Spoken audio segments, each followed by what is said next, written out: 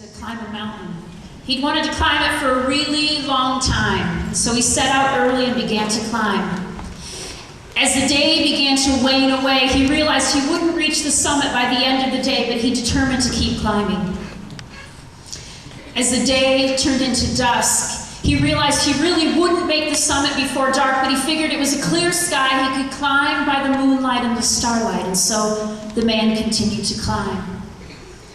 Dusk turned to night, clouds came and covered the moon and the stars, and now the man was climbing only by handhold and foothold. And then the unthinkable happened. The man slipped, and he fell. And as he fell down the face of the mountain, the rope that was tied around his waist and pounded into the side of the mountain grabbed and held him.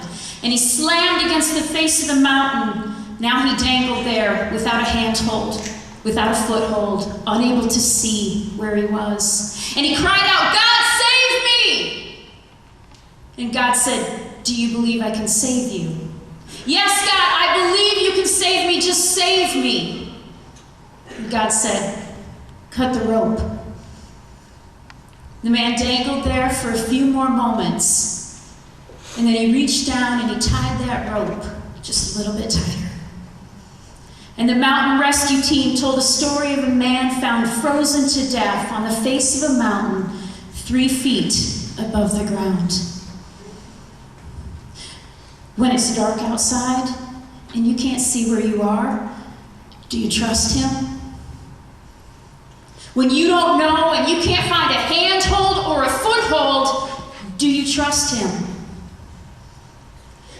We cry out songs of praise. We cry out, "God, I love you. I'm so glad you're here." And we see him before us and the people that are around us. But when we go home and we're all by ourselves in our room and we feel sad or we feel lonely or we feel all by ourselves, do you trust him? Because he doesn't change. Last night, Annie asked you the question. He said, God is worth it. He's worth it without me saying any kind of story to you or without any kind of song or dance or drama. He is worth it in and of himself. We've heard all weekend about what it means to be a witness. Do you want to be a witness?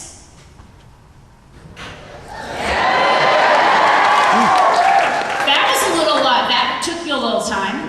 Do you want to be a witness?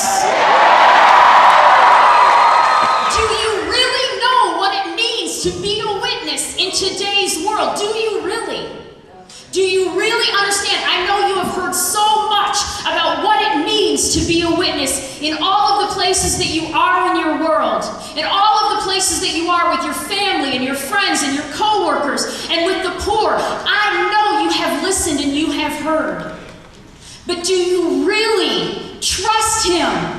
When push comes to shove, do you believe that he is present for you? When push comes to shove and you've got nothing to hang on to and you're dangling there against the face of a mountain and you can't see in front of you, do you trust him? Because that is really the question. Do you believe that he is big enough for the deepest issues that you may have? Do you believe that he is rich enough to fill you with every good thing? Do you believe it? Do you trust it? I think too often we settle for this.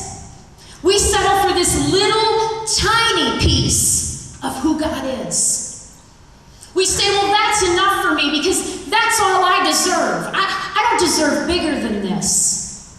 This is it. And we just sang that song, there is more. There is always more. And if we trust just a little step more, if we say yes to one more step, it's amazing how much more. But too often, we hold back. Too often, we step back and we say, not me. You see, maybe that's okay for my next door neighbor because they're holy. Or maybe that's good for so-and-so over here because they're a priest, so they must be holy. Or that's good for my youth minister because, they're expected to be holy. But not me. I made too many mistakes. I've run away too many times from doing the right thing. I only get this. I only get this little bit. God has so much more. And all he asks for is that we would trust him just a little bit. That we would take one more step towards him. I want to read to you a scripture that I know you all have heard.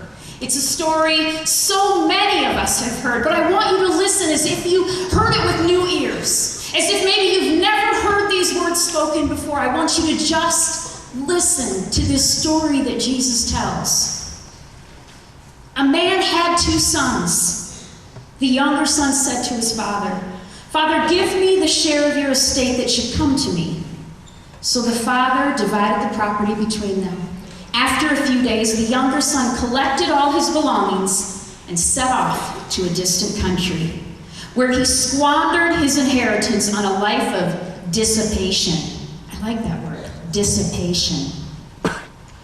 When he had freely spent everything, a severe famine swept the land, and he found himself in dire need. So he hired himself out to one of the local citizens, who sent him to his local farm to tend the pigs. And he longed to eat his fill of the pods on which the swine fed, but nobody gave him any. Coming to his senses, he thought, "How many of my father's hired workers have more than enough food to eat? But here I am, dying from hunger. I shall get up, go to my father, and I shall say to him, 'Father, I have sinned against heaven and against you. I no longer deserve to be called your son. Treat me as you would treat one of your hired workers.' So he got up and he went back to his father.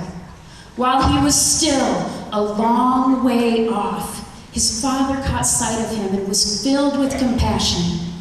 He ran to his son, embraced him, and kissed him. His son said to him, 'Father, I have sinned against heaven and against you. I don't deserve to be called your son.' But his father ordered his servants, 'Quickly, bring the finest robe and put it on him. Put a ring on his finger and sandals on his feet. Take the fatted calf and slaughter it.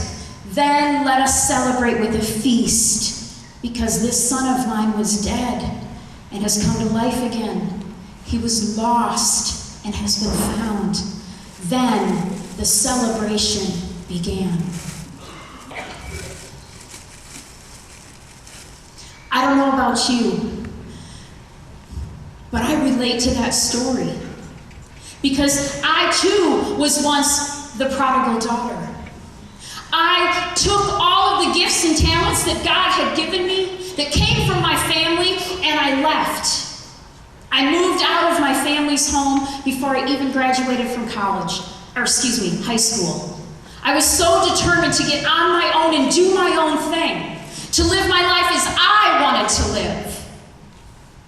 And so I left. I packed up my belongings. I took everything that had ever been given to me, and I moved out.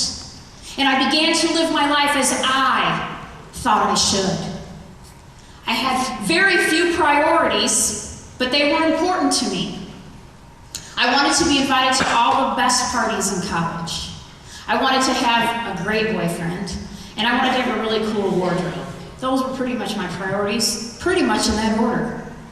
And I set out to get them. Those were the things that I felt I'd been deprived of while I was in high school, as I was growing up, and so I made sure that I got all of them. Oh, and I did.